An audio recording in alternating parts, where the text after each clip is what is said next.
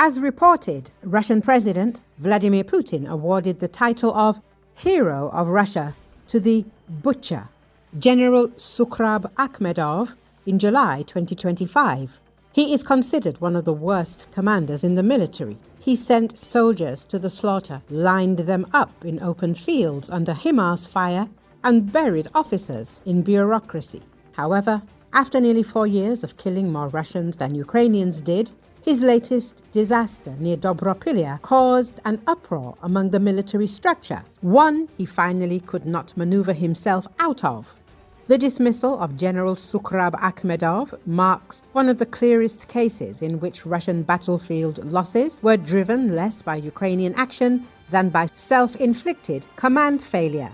Fired by Vladimir Putin personally from his post as Deputy Commander-in-Chief of the Navy for coastal and land forces, Akhmedov presided over some of the most catastrophic Russian offensives. RFU News media outlet says, it is noted that the final straw was the offensive toward Dobropillia that unfolded in several destructive phases and aimed at encircling Pokrovsk from the northeast. Initially, it relied on infiltration groups pushing forward and looking for a weakness to exploit to achieve a rapid breakthrough. While a shallow penetration was initially achieved, Ukrainian counterattacks quickly disrupted cohesion, forcing Russian units into improvised defensive holds. In the second phase, Akhmedov attempted to cling to these exposed footholds despite the absence of secure logistics. Ukrainian drones and artillery systematically dismantled remaining armor, while glide bombs and deep strikes prevented consolidation. RFU News recalls, rather than disengaging, Akhmedov ordered continued mechanized assaults. Each subsequent wave featured fewer and less advanced vehicles, progressively weaker coordination between individual Russian assault groups, and unchanged routes. An invitation for Ukrainian FPV drones. By late December, armored reserves were exhausted and assaults devolved into attacks using civilian cars and quadbikes, which were annihilated just as efficiently. The final phase saw infantry advancing on foot across open ground and even effectively cavalry-style assaults, reflecting not adaptation but the total collapse of mechanized capability in the sector. The staggering number of losses near Dobropillia of nearly 21,000 killed and wounded Russians for 4 months sealed the fate of General Akhmedov, RFU News says. This failure was not an isolated episode. In 2023, Akhmedov played a central role in the infamous Vuhledar offensive. There, Russian tanks were repeatedly sent uphill into prepared Ukrainian defenses. The initial phase saw armored columns advancing along narrow slopes without sufficient infantry or reconnaissance, funneling vehicles into kill zones. Ukrainian forces on higher ground exploited overlapping artillery, guided anti-tank missile teams, and drone surveillance to devastating effect. Over the course of the battle for Vuhledar, analysts estimate the Russian 155th Brigade lost 2,400 soldiers, constituting 80% of its pre-war strength, rendering it combat ineffective.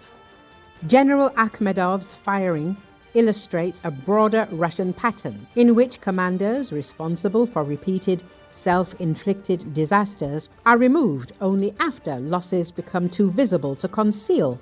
In 4 years of war, Moscow managed to fire and reinstate even a general with the lethal record of destroying more than 23,000 Russian troops due to personal failures, RFU News reports. However, given the Russian system's tendency to recycle failed leaders rather than reform command culture, Akhmedov may yet return, posing further danger to Russia's own soldiers.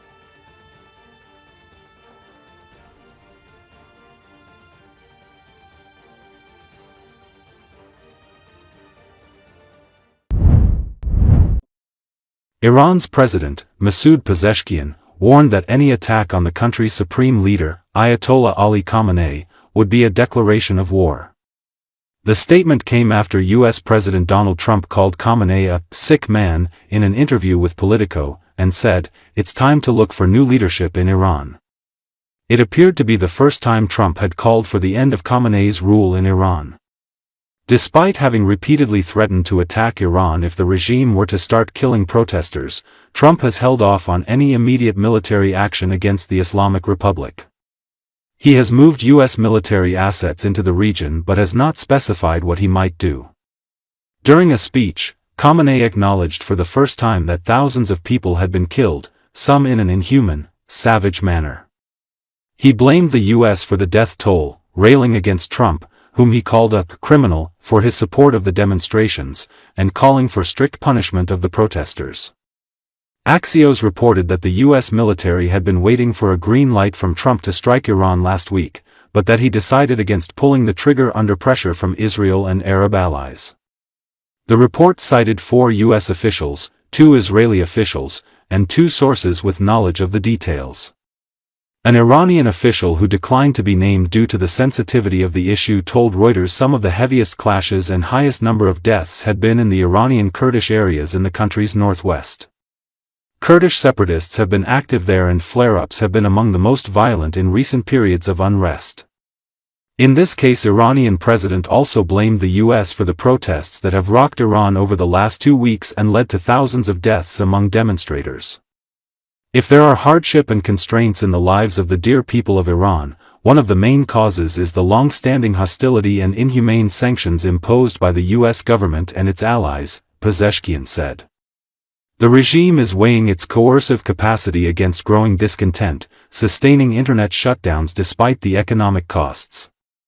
Trump may flip-flop again, as he did in June, potentially delaying military action. Long-term, 2026 tests Tehran's endurance amid worsening economic conditions, loyalty erosion within security forces, and increasing regime change talk in Washington.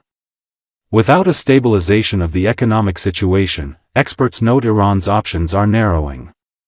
The IRGC money flights to Dubai and sustained blackouts suggest the regime recognizes the severity of the challenge.